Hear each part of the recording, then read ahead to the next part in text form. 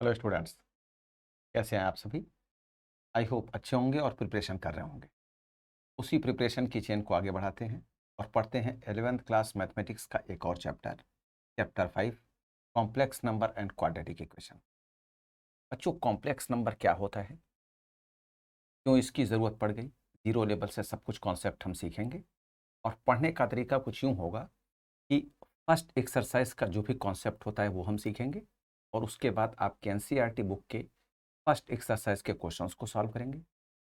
फिर second exercise से related जो भी कॉन्सेप्ट होगा वो सीखेंगे और फिर सेकेंड एक्सरसाइज के क्वेश्चंस को सॉल्व करेंगे।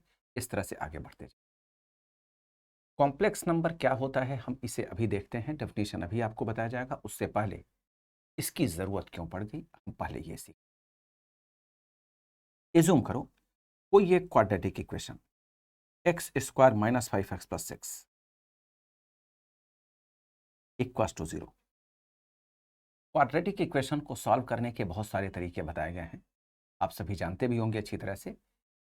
उनमें एक मेथड यूज किया जाता है फार्मूला मेथड, जिसे हम श्रीधराचार्य मेथड कहते हैं।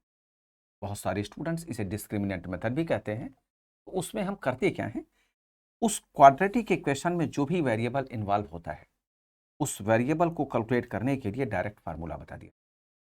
क्यों? क्योंकि क्वाड्रेटिक इक्वेशन में जो स्टैंडर्ड फॉर्म यूज किया जाता है वह होता है ax square plus bx plus C equals to 0। तो अगर हम इस क्वाड्रेटिक इक्वेशन की बात करें तो इसमें a की वैल्यू है 1, b की वैल्यू है -5 और c की वैल्यू है 6। क्वाड्रेटिक इक्वेशन से रिलेटेड उस वेरिएबल को कैलकुलेट करने के लिए फार्मूला यूज किया जाता है -b plus minus under root B square minus 4ac divided by 2a। Plus minus इसलिए लगाया जाता है क्योंकि एक रूट प्लस साइन के साथ और दूसरा रूट माइनस साइन के साथ। इसका डिटेल्स क्वाड्रेटिक इक्वेशन की तरफ चले जाएंगे जो आप अच्छी तरह से पढ़ चुके होंगे। हम अगर इसी में इस फॉर्मूले में इन वैल्यूज को पुट करें तो क्या आएगा, -5 plus minus under root B square -5 का स्क्वायर -4, ए की वैल्यू 1, सी की वैल्यू 6 डिवाइडेड बाई 2। इसको सॉल्व करेंगे तो आ जाएगा 5 प्लस माइनस अंडर रूट 5 का स्क्वायर -5 का स्क्वायर या 5 का स्क्वायर एक ही होता है, वो हो जाएगा 25 -24 आ जाएगा 1 डिवाइडेड बाई 2 इंटू 1 ए के जगह पर लिख लेंगे। तो फाइनली हम इसे लिख लेंगे 5 प्लस माइनस 1 और डिवाइडेड बाई 2, एक रूट प्लस साइन के साथ और दूसरा रूट माइनस साइन। हम इजिली इसे सॉल्व करके आंसर निकाल सकते हैं। और यही दोनों रूट्स क्या कह दिए जाते हैं, अल्फा और बीटा। बहुत अच्छी तरीके से आप जानते होंगे, इस पर बेस्ड बहुत सारे क्वेश्चंस की प्रैक्टिस किए होंगे। आगे देखते हैं मैं आपको बताना क्या चाहता हूं। बी स्क्वायर माइनस 4ac, इस पोर्शन को देखो, बी स्क्वायर माइनस 4ac और इस बी स्क्वायर माइनस 4ac की वैल्यू यहां सिंप्लीफाई करने के बाद 1 लिख दिया गया। इसकी meaning B square minus 4ac जो यहां हमने कैलकुलेशन किया है वो ग्रेटर देन 0 है। 1, this is positive, greater than 0। जब B square minus 4ac greater than 0 होता है तो रूट्स क्या होते हैं, रियल एंड अनइक्वल। चेक करके देख लो, रूट्स हमने जो कैलकुलेट किया है वह 2 और 3 कैलकुलेट कर लिया। अनइक्वल है, रियल है, बिल्कुल ठीक बात है। अगर B square minus 4ac equal to 0 होता तो क्या होता, जरा एज्यूम करें थोड़ी देर के लिए कि 1 के जगह पर यहां मैं 0 लिख दूं। अगर ये 5 प्लस माइनस 0 होता तो क्या बनता, 5/2 होता, क्योंकि दो वैल्यूज हमें चाहिए। तो एक वैल्यू हो जाती 2.5 और दूसरी वैल्यू भी हो जाती 2.5। तो उस केस में क्या होता, ये दोनों क्या है, इक्वल ही तो हैं। जरा चेक करके देखो। तो क्या मैं यही स्टेटमेंट लिख सकता हूं, if B square minus 4ac equal to 0 then the roots are real and equal. Then the roots are real and equal, ये बात बन गई। चलो एक और स्टेप देख लेते हैं। एज्यूम करो किसी एक एग्जांपल में अगर बी स्क्वायर माइनस 4ac, ये जो ब्रैकेट की वैल्यू है, सॉरी रूट की अंदर की वैल्यू है, रूट के अंदर की वैल्यू है, अगर ये निगेटिव हो जाए तो हमें क्या लिखना चाहिए, 5 प्लस माइनस रूट -1 या निगेटिव कोई भी वैल्यू। निगेटिव कोई भी वैल्यू, मान लो हमने -1 ही लिखा है, डिवाइडेड बाई 2, क्या उस केस में हम सॉल्व कर सकते हैं? रूट के अंदर निगेटिव आ गया। रूट के अंदर निगेटिव की मीनिंग, रूट किसकी वैल्यू को बता रहा है? बी स्क्वायर माइनस 4ac की value. If B square minus 4ac is less than zero, less than zero की meaning negative value, then roots are imaginary, roots are imaginary. Imaginary की meaning क्या है? इसकी इमेजिनरी की मीनिंग यह है, हम रूट्स को कैलकुलेट नहीं कर सकते, नो रियल रूट्स हम कैलकुलेट नहीं कर सकते। क्यों? क्योंकि रूट के अंदर निगेटिव वैल्यूज को कैलकुलेट नहीं किया जा सकता, रूट के अंदर निगेटिव वैल्यू को कैलकुलेट नहीं किया जा सकता। तो क्वेश्चन ये रेज हुआ कि क्या इतने नंबर्स की इन्वेंशन हुई, कभी भी कोई सॉल्यूशन नहीं बताया गया जिससे ऐसे किसी क्वेश्चन को कैलकुलेट किया जा सके, या रूट के अंदर की निगेटिव वैल्यू को कैलकुलेट किया जा सके। आगे इन्वेंशन जब किया गया तो इसके लिए एक मेथड बता दिया गया, एक प्रोसेस बता दिया गया।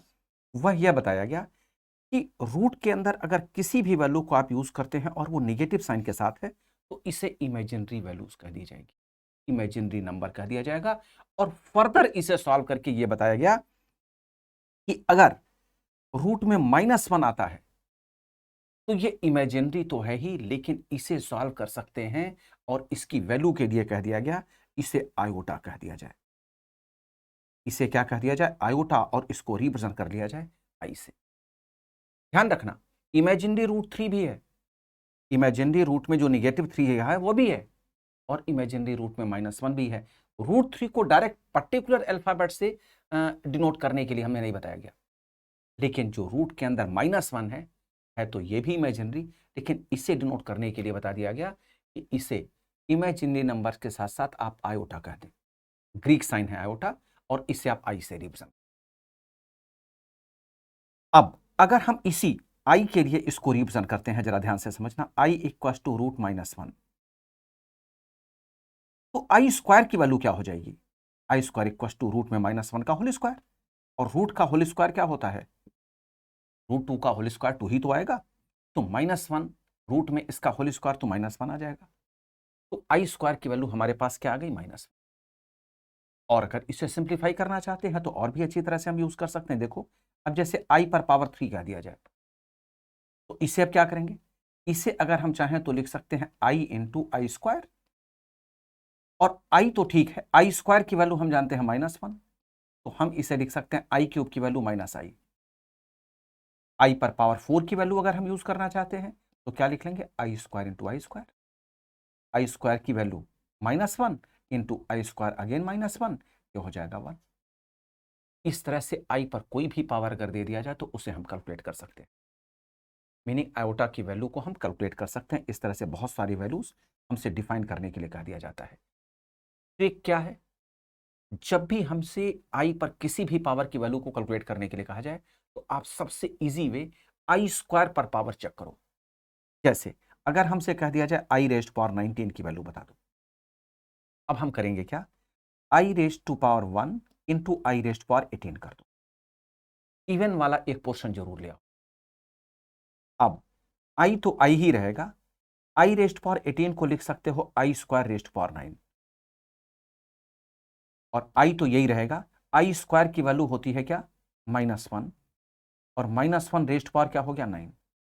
और हम ये जानते हैं निगेटिव पर जब पावर ऑड होता है तो निगेटिव के साथ वैल्यू आती है, और अगर निगेटिव पर पावर इवन होता है तो पॉजिटिव के साथ वैल्यू आ जाती है। तो फाइनली हम क्या लिखेंगे? आई इंटू -1, और इस बेस पर हम क्या लिख देंगे? -i, यही आपका आंसर हो जाएगा। तो इस तरह से बहुत सारे क्वेश्चंस बनते हैं जो आप कैलकुलेट करेंगे अपने इस आने वाले एक्सरसाइज में, लेकिन अभी हम कुछ और कॉन्सेप्ट सीखते हैं। जो रूट की प्रॉपर्टीज तो आपने बहुत सारी पढ़ी होंगी, लेकिन अभी हम कुछ एक यूज कर लेते हैं। जैसे अगर आपसे कहा जाए रूट ए इंटू रूट बी, तो ये हो जाता है रूट ए बी। अगर कहीं किसी एग्जाम्पल में कहा जाए root A divided by root B, तो हम इसे लिख सकते हैं रूट ए बाई बी। ये कहीं भी अगर इसकी जरूरत पड़े तो लिख सकते हैं। तो अब क्या हम रूट के अंदर किसी भी निगेटिव वैल्यू को कैलकुलेट नहीं कर सकते क्या इस अप्रोच से? या आप यूं कहो, क्या किसी इमेजिनरी नंबर को हम डिफाइन नहीं कर सकते क्या इस तरह से? जैसे अगर आपसे कहा गया √-3 को डिफाइन करने के लिए, तो क्या मैं इसे ये लिख सकता हूं √3 इंटू √-1? जरा चेक करके देखो इसी प्रॉपर्टी के अकॉर्डिंगली। और √-1 क्या हो जाता है? आई। तो क्या मैं इसे ये लिख सकता हूं √3i?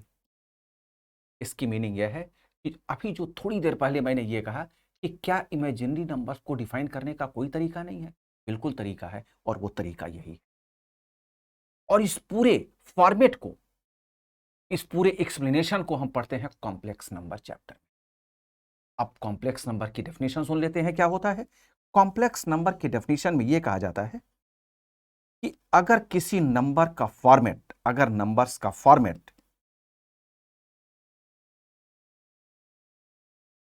a+ib के फॉर्म में आता है, अगर कहीं भी नंबर्स का फॉर्मेट एक्सप्लेनेशन a+ib के फॉर्म में आता है, तो हम उसे ही कॉम्प्लेक्स नंबर कह देते हैं और उसे डिनोट करते हैं z से। तो z = a+ib। एक बार फिर समझो, अगर कहीं भी किसी नंबर्स का एक्सप्लेनेशन फॉर्मेट a+ib के फॉर्म में है, तो उसे कॉम्प्लेक्स नंबर कह दिया जाता है और उसे हम डिनोट करते हैं z से। जो z = a+ib बताया गया, उसमें कौन क्या है ये अब जरा समझते हैं।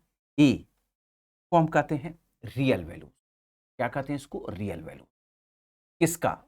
कॉम्प्लेक्स का, क्योंकि ये कॉम्प्लेक्स में ही तो दिया गया। तो हम इसे लिखते हैं REZ। REZ क्यों लिखा जाता है? क्योंकि z बताता है कॉम्प्लेक्स का नंबर। अब कॉम्प्लेक्स के एक्सप्लेनेशन में इसकी पोजीशन, इसकी वैल्यू, ये रियल वैल्यू है। और b क्या कहा जाता है? b इमेजिनरी के साथ लगा हुआ है, i के साथ लगा हुआ है। जरा ये देखो, √3i जैसे लगा हुआ है।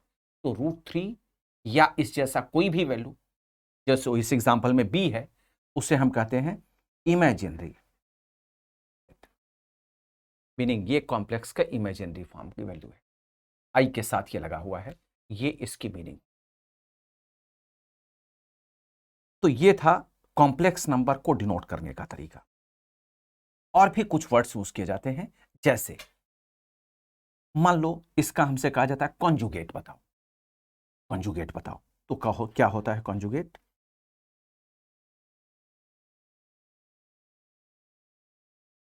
कॉन्जुगेट होता है अगर किसी भी कॉम्प्लेक्स नंबर को निगेटिव साइन के साथ इमेजिनरी फॉर्म लिख दिया जाए, तो उस कंप्लीट फॉर्मेट को हम कॉन्जुगेट कहते हैं, उस कॉम्प्लेक्स। एक बार फिर समझो, अगर कोई एक कॉम्प्लेक्स का फॉर्मेट दिया गया है a+ib, उसी को इमेजिनरी फॉर्म उसका निगेटिव बना दो, इसे हम कहते हैं कॉन्जुगेट, और इसको डिनोट किया जाता है z बार से। तो z बार इक्वल टू हो गया a-ib। कब हुआ? कब हुआ? इफ z = a+ib है, तब हुआ। अगर z a+ib है तो कॉन्जुगेट इसका हो गया z बार, जिसे नोट किया जाता है a-ib, मीनिंग इमेजिनरी वाला फॉर्म निगेटिव साइन के साथ हो जाए। और अगर z = a-ib दिया गया होता, तो इसका कॉन्जुगेट क्या होता? a+ib हो जाता। ठीक है, साइन चेंज करके इमेजिनरी वाले को हम उसे कॉन्जुगेट मान लेते। एक दूसरा वर्ड यूज किया जाता है मॉडुलस, उसे भी देख लेते हैं। मॉडुलस क्या होता है? अगर कोई भी एक कॉम्प्लेक्स नंबर का फॉर्मेट दिया गया है z = a+ib, तो उसका मॉडुलस, जिसे हम मॉड z से डिनोट करते हैं, फॉर्मूला होता है √a² + b²। ये इसका मॉडुलस होता है।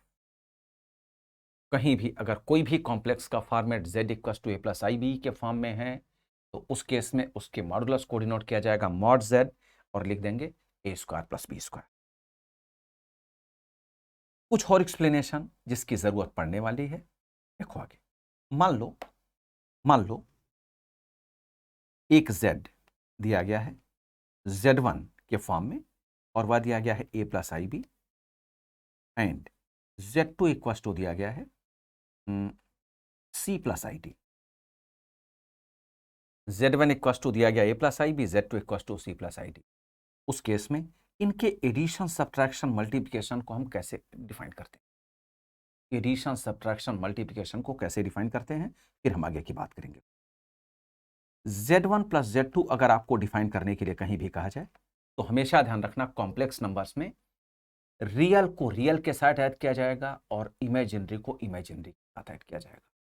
कभी भी रियल को इमेजिनरी के साथ ऐड नहीं किया जाएगा। ये उसी तरह से है जैसे अगर मैं कह देता हूं x plus 2y plus 3x, तो भाई x वाले को ही तो x के साथ ऐड करोगे ना। अब इसका आंसर क्या हो जाएगा? 3x plus 2y।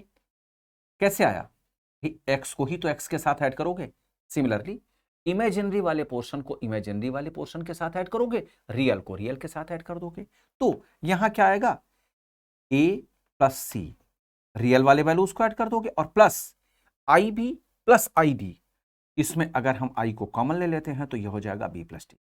यह होता है एडिशन। अगर आपको कहीं भी इस तरह के क्वेश्चन को सॉल्व करने के लिए कहा जाए तो तरीका यही हो। सिमिलरली Z1 माइनस Z2 अगर डिफाइन करने के लिए कहा जाए तो उसमें भी हम जो रियल का होगा रियल के साथ यूज कर लेंगे और इमेजिनरी को इमेजिनरी के साथ। तो अब लिखने का तरीका क्या है? a माइनस सी, ये प्लस हुआ i b minus T. Real को रियल के साथ सब्ट्रैक्ट कर दिया और इमेजिनरी को इमेजिनरी के साथ सब्ट्रैक्ट कर दिया। तो सब्ट्रैक्ट करने पर i कॉमन लिया हमने और b माइनस डी आ गया। चेक करके देख लो। और अगर किसी एग्जांपल में Z1 इंटू Z2 कहा जाए,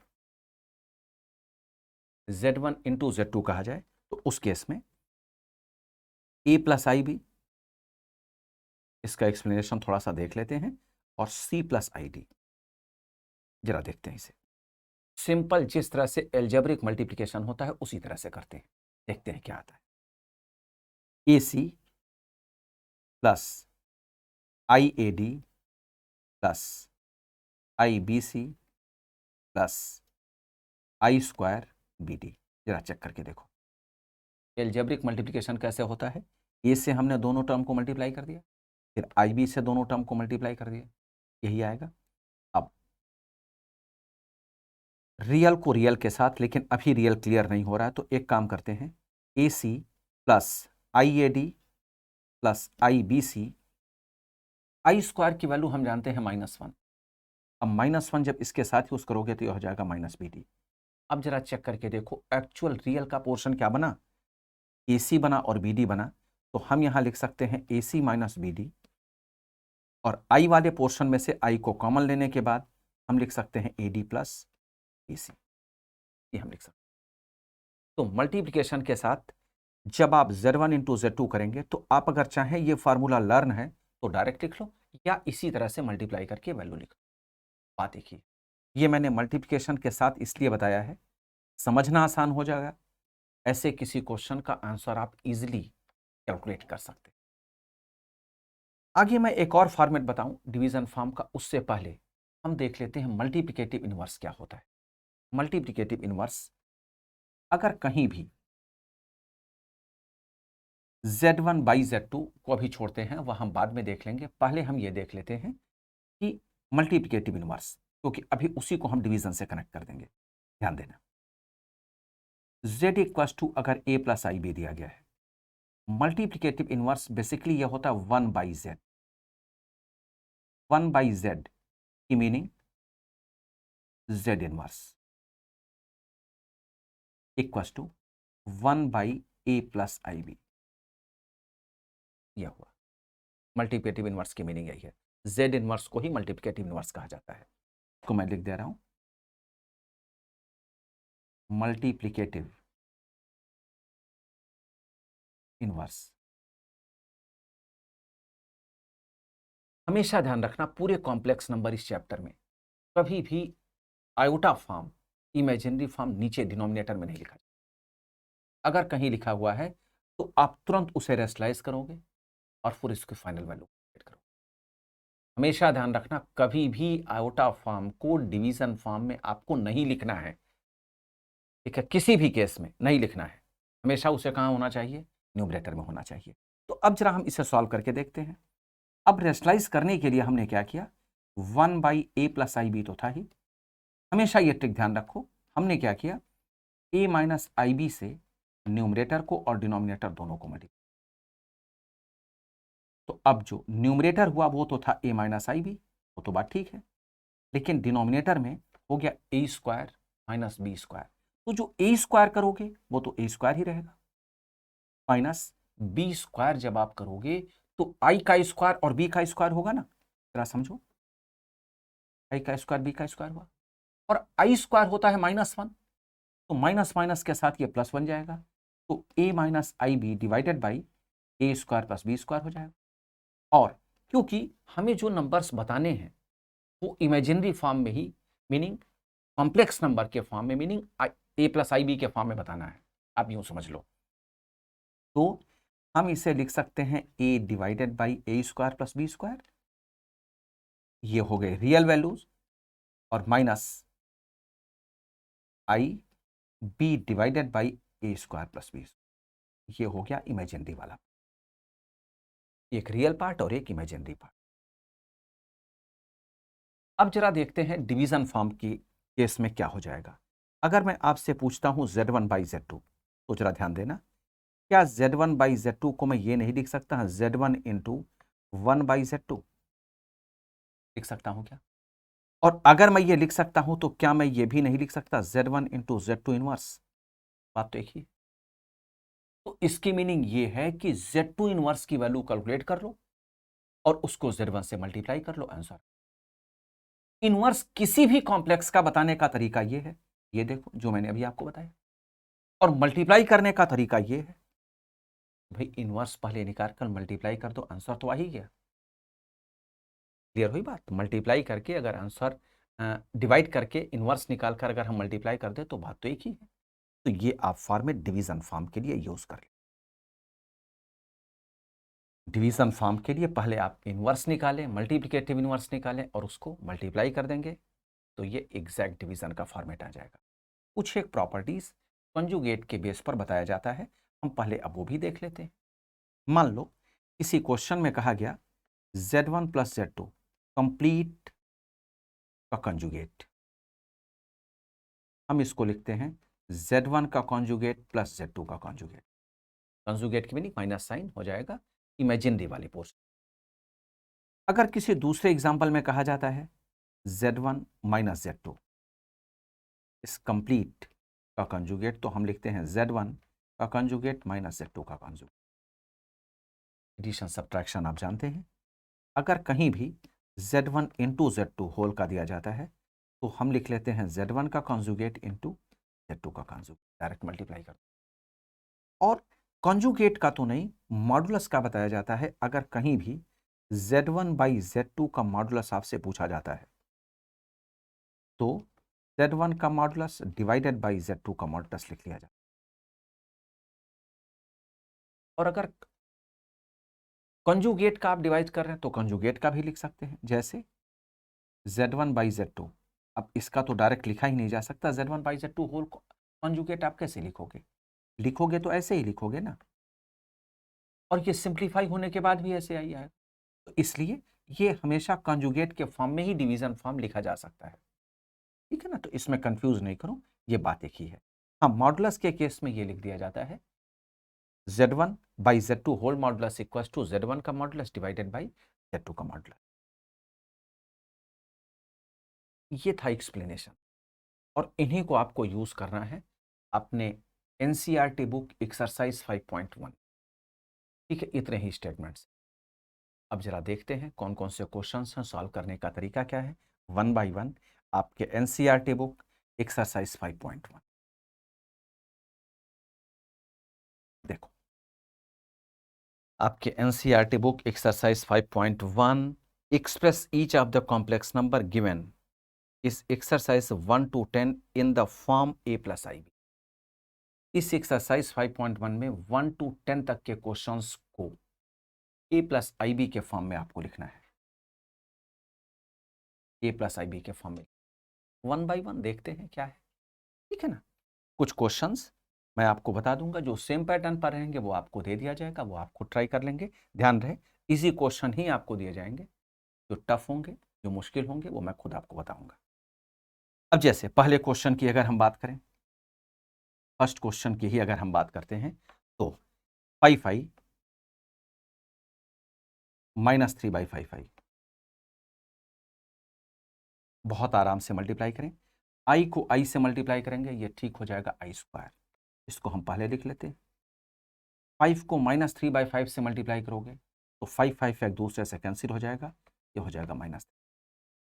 और जब इसे सिंप्लीफाई करोगे तो आई स्क्वायर की वैल्यू क्योंकि होती है -1, तो -3 इंटू -1, फाइनली आप लिख सकते हैं इसे 3। ठीक, अगर हम सेकेंड क्वेश्चन की बात करें, question number 2, i⁻⁹ plus bi⁻�19। ध्यान देना, i⁻�19 केवल है, b और i होल पर पावर 19 नहीं है, केवल i पर पावर 19। तो हम एक काम करते हैं, पहले i⁻⁹ और i⁻⁹ की वैल्यूज कैलकुलेट कर लेते हैं। i⁻⁹ बच्चों सॉल्व करने का तरीका मैंने आपको बता रखा है। हम इसे लिख सकते हैं i इंटू i⁻⁸, और इसे लिखा जा सकता है i इंटू i⁻²⁴। और अगले स्टेप में हम इसे लिख सकते हैं i इंटू -1⁴, और माइनस पर पावर जब इवन होता है तो वह प्लस में कन्वर्ट हो जाता है। तो फाइनली आप पा गए i। और अगर i⁻⁹ को डिफाइन करना चाहते हैं तो लिखेंगे i इंटू i⁻18, और अगले स्टेप में i इंटू i⁻18 को लिखेंगे i²⁹ अगले स्टेप में i⁻² होता है -1 -1⁹ और -1 पर पावर जब ऑड होगा तो ये निगेटिव साइन के साथ आ जाएगा, ये हो जाएगा माइनस। तो i⁻⁹ की वैल्यू हमने कैलकुलेट कर लिया, i⁻⁹ की वैल्यू कैलकुलेट कर लिया। अब आंसर आपका क्या होगा, i माइनस bi, ये तो हुआ ना, i माइनस bi, यही आपका आंसर। अब लेकिन हमें क्या चाहिए, a प्लस आई बी के फॉर्म में चाहिए। हमें क्या चाहिए, a प्लस आई बी के फॉर्म में। अब इसके लिए देखो क्या करें, i कॉमन ले लें और यहां लिख दे 1 - b। इसकी मीनिंग जो a का पोर्शन है, जो a का पोर्शन है इसको क्या लिखेंगे 0, और जो b के जगह पर लिखा जाएगा 1 - b लिख दिया जाएगा।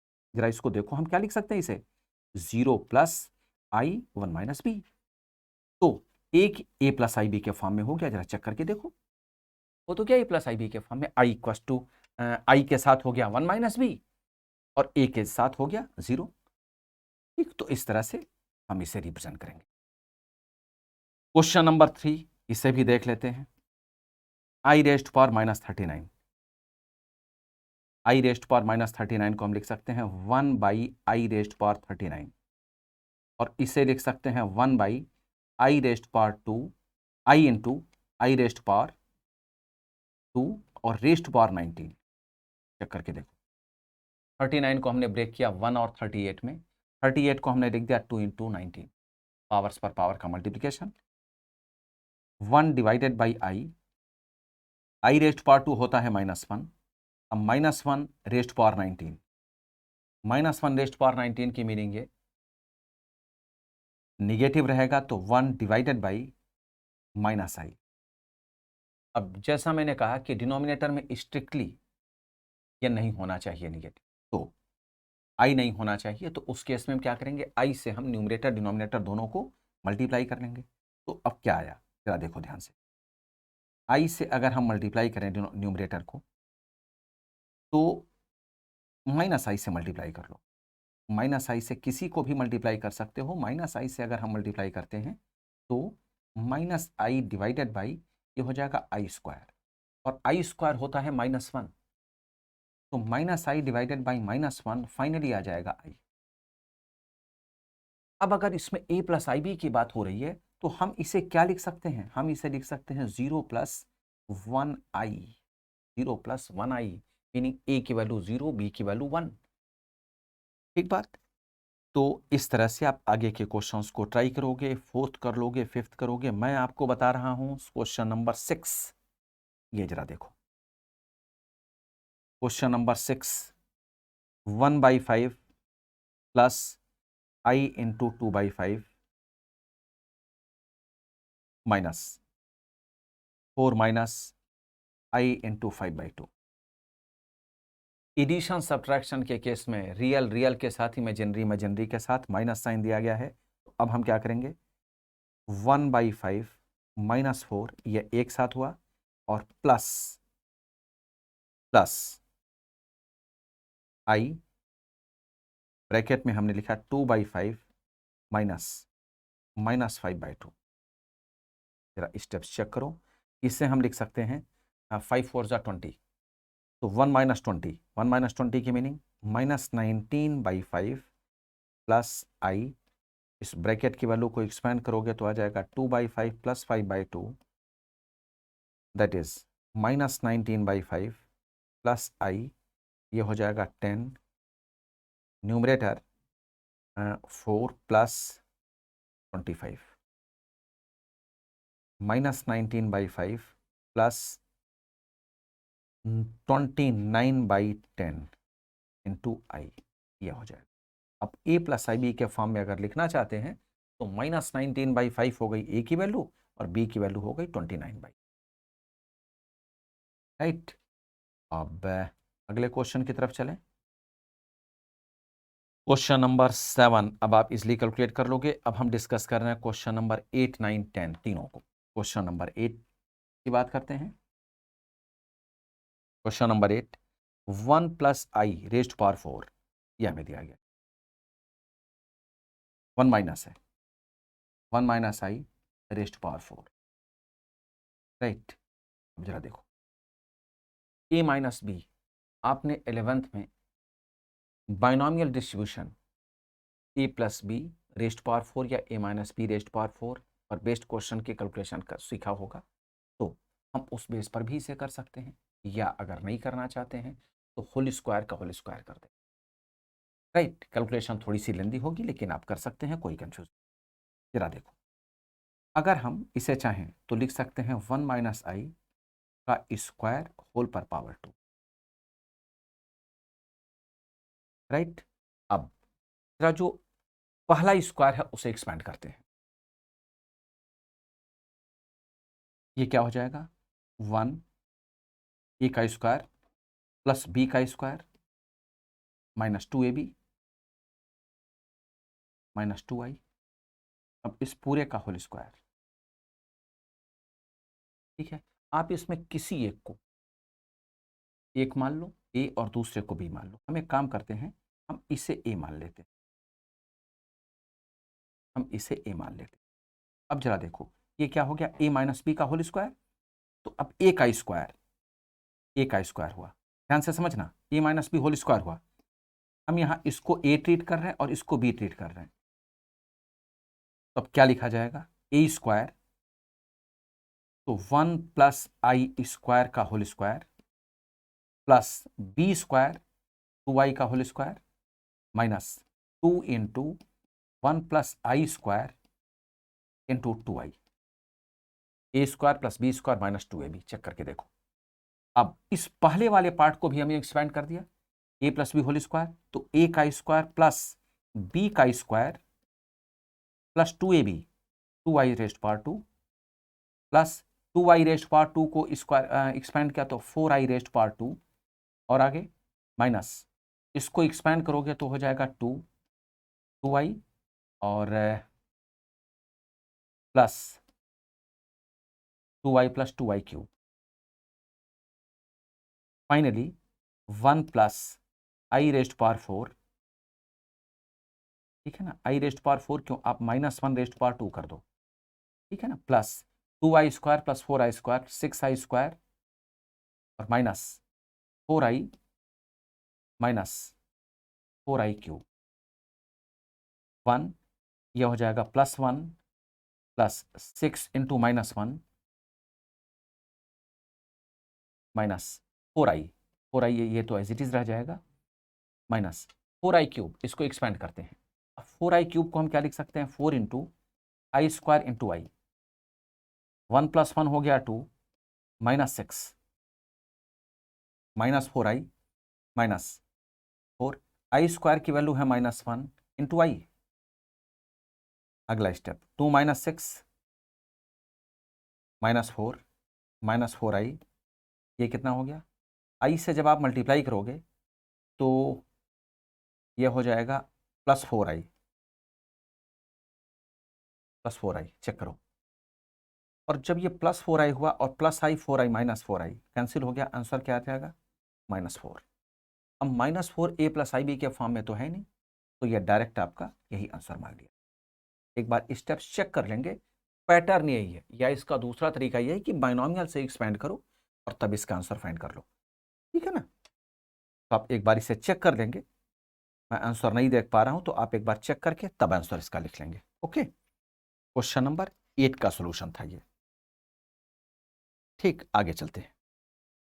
अब अगर इसमें किसी ने पूछा कि भाई a + ib बता दो, तो हम केवल ये कह सकते हैं कि इसमें a की वैल्यू केवल है, b की वैल्यू नहीं है, क्योंकि i का कोफिशिएंट यहां देखो क्या हो गया, a + i 0, 0i, ठीक है, क्योंकि 0 के साथ i 0 ही बना देगा, तो a की वैल्यू हम कह सकते हैं -4 है। क्वेश्चन नंबर 9 की बात आती है। अच्छा बच्चों, 9 और 10 दोनों देख लो, एक है, तरीका एक ही है।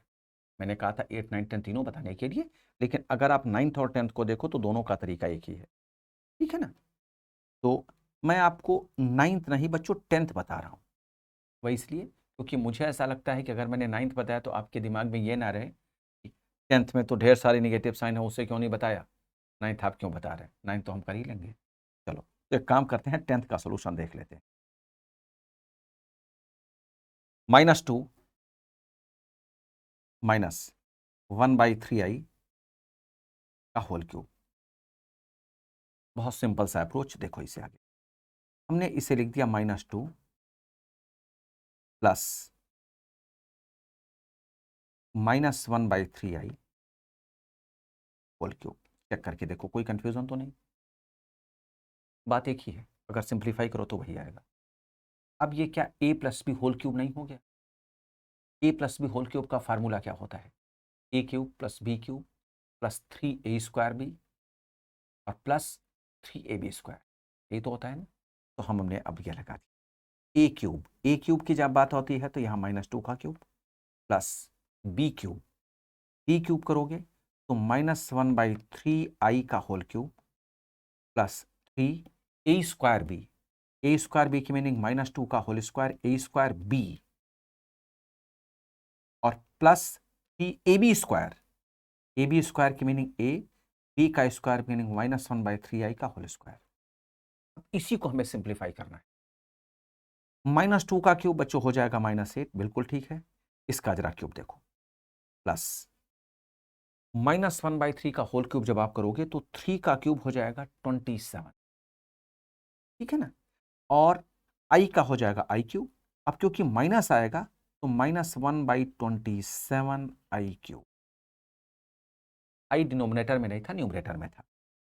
प्लस 3 -2 का स्क्वायर 4 आ जाएगा और ये -1/3, तो 3 3 एक दूसरे से कैंसिल हो गया। अगले स्टेप में हम लिख देंगे, ठीक है ना? ये अगले स्टेप में लिख दिया जाएगा। -6 नहीं, इसको सॉल्व करना है हमें, तो चलो -6 तो लिख ही देते हैं, उसके बाद देखते हैं क्या आता है। -1/3i का होल स्क्वायर करोगे तो यह हो जाएगा 1/9 और i², ठीक बात। अब जरा देखते हैं, -8 -1/27i³, ठीक है ना बच्चों? i² को यहाँ सिंप्लीफाई भी आप कर लो, i³ को i² × i प्लस ये 3 3 एक दूसरे से कैंसिल हो गया, ये 3 3 कैंसिल कर दो और 3 3 कैंसिल करने के बाद ये हो जाएगा -4i और यहाँ हो जाएगा 2/3, -2/3, क्योंकि 6 और 9 को कैंसिल करोगे तो 3 2 = 6, 3 3 = 9 और i² की वैल्यू हो गई -1। अगला स्टेप -8, i² होता है -1, -1 को जब इधर ले आओगे तो यह हो जाएगा +1/27i और -4i और +2/3। अगला स्टेप -8 +2/3, बच्चों एक बार कैलकुलेशन चेक कर लेना, ठीक है, और +1/27i -4i। अगला स्टेप, इसको सिंप्लीफाई करोगे तो ये हो जाएगा -24 + 2, तो हो जाएगा -22 +/3। और ये हो जाएगा प्लस 1/27 माइनस 4 इंटू आई। अगला स्टेप -22/3 और 27 4 जा 27 4 जा, एक बार चेक करो, माइनस करो उसे 1 में से।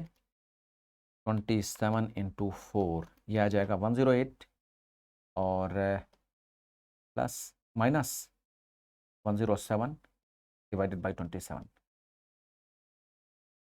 ठीक है ना, तो यही रहने दो, ए प्लस आई बी का फॉर्म हो तो गया प्लस साइन के साथ। ए प्लस आई बी का फॉर्म जब आप लगाओगे ना तो क्या आ जाएगा, ये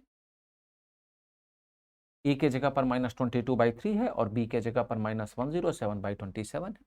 एक बात है, हो गया आंसर। ठीक है ना बच्चों, पैटर्न यही है।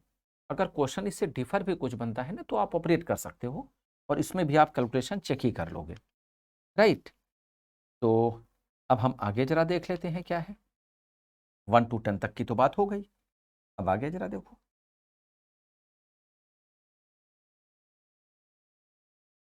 मैं आपको इस एक्सरसाइज के क्वेश्चंस को तो बता ही रहा हूं, साथ साथ में वो पैटर्न भी आपको बताना चाहता हूं जिस पर बेस्ड क्वेश्चन सॉल्व किए जाएंगे।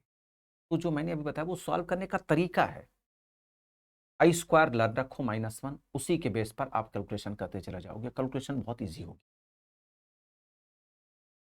क्वेश्चन नंबर 11 के लिए एक इंफॉर्मेशन दी गई है और वह कहा गया है find the multiplicative inverse of each of the following complex number given in exercise 11 to 13।